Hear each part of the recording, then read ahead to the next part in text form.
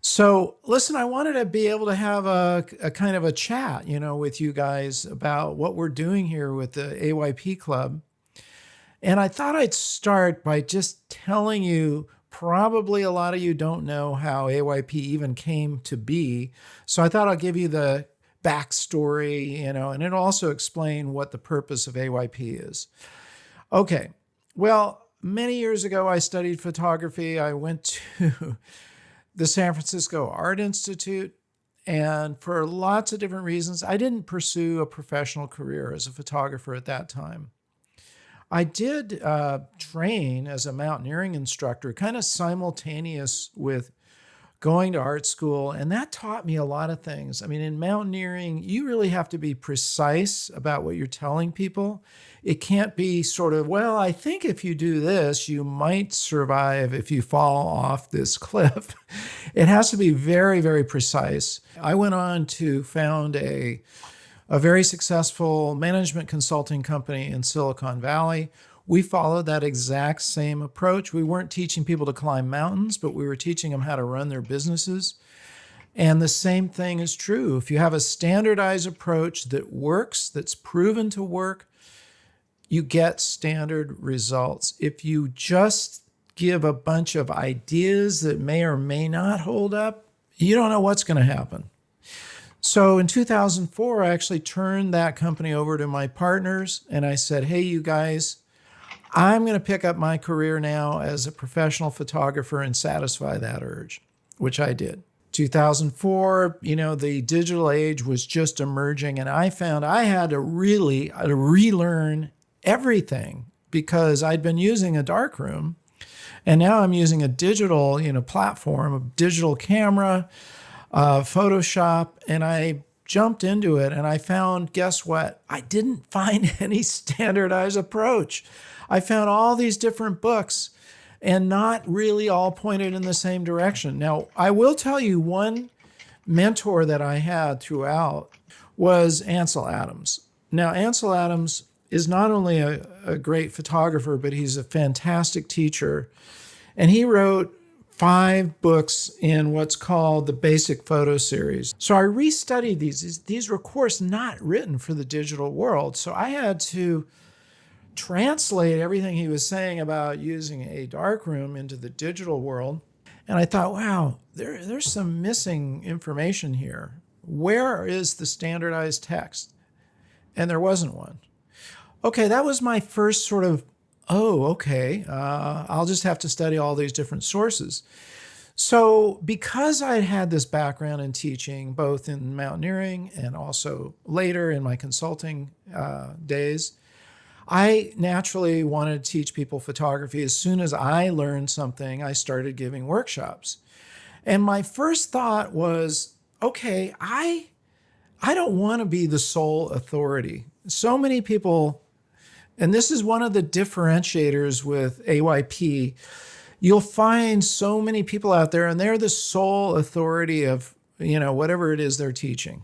And I respect that, but listen, one photographer cannot master 8, 10, 12 genres. You just can't. So one of the people I was teaching people about was Ansel Adams, and I was translating what I'd learned from his books, again, into the digital age and into my workshops.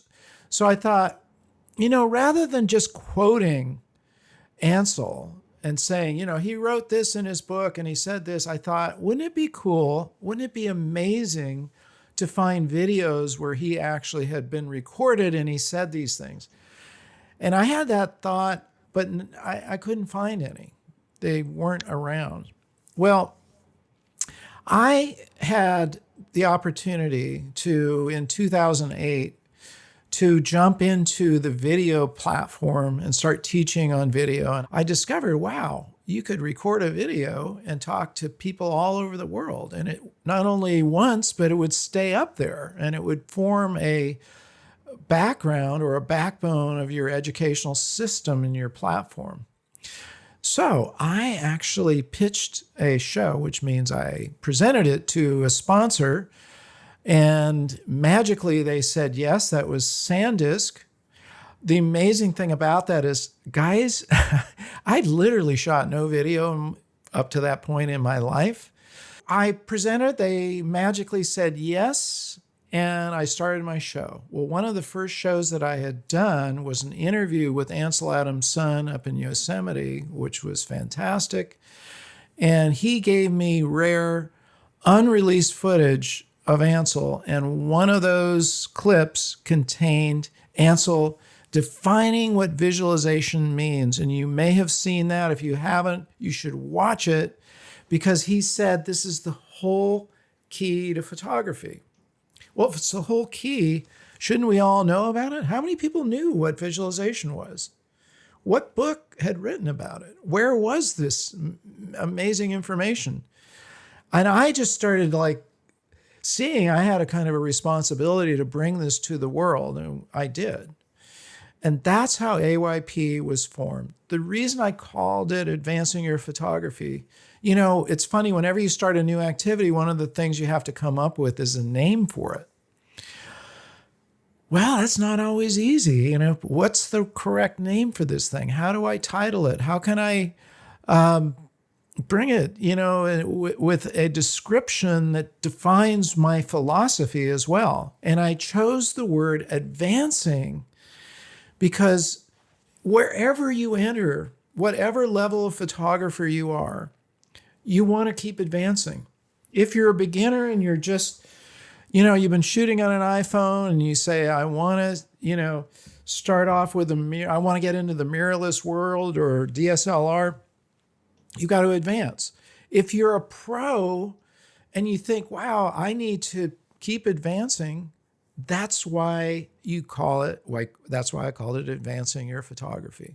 Now, the AYP Club, my original idea was it was going to be an offline activity where people could meet, say, weekly, every other week, wherever they were in the world. And they had a framework to work from.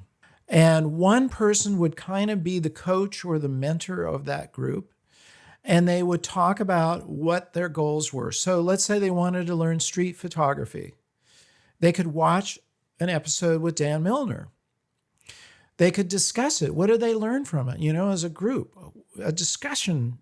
And if they had questions, they could refer back again to the video, one of the videos that we had produced. Because I have such a huge library of talent. I mean, you can find any genre basically in one of my videos. So we could refer back to it. And again, instead of being my opinion, well, I think you should have done this. Why don't we hear from the guy or the gal, the person who's really mastered it? Let's take all the opinion out of it, because that's the thing that really spoils critiquing is opinions. And now we're doing it as a Facebook group, and I think there's a lot of reasons why this works better. First of all, it's hard we can't really get together and meet. And second of all, we can do it as an international group. You don't have to be just in your own local town. You can meet with other like-minded photographers and do the same thing. You can talk about, okay, I want to improve street photography. I want to improve sports photography. Within the AYP Club, we should break it into these different genres, right? Doesn't that make sense? So we're not just randomly posting images. We're kind of like working on our genre. You could work on as many as you want at once. But I find that it's actually better to probably pick one and perfect it and then add to that.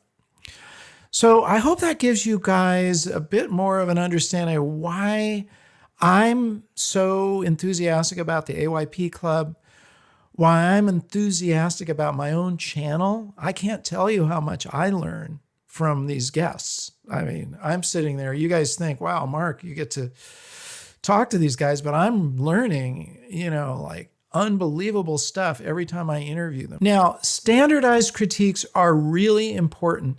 I'm going to tell you how not to do it. In art school, this is how we did it, and I hated it. You basically were at the mercy of what the teacher thought.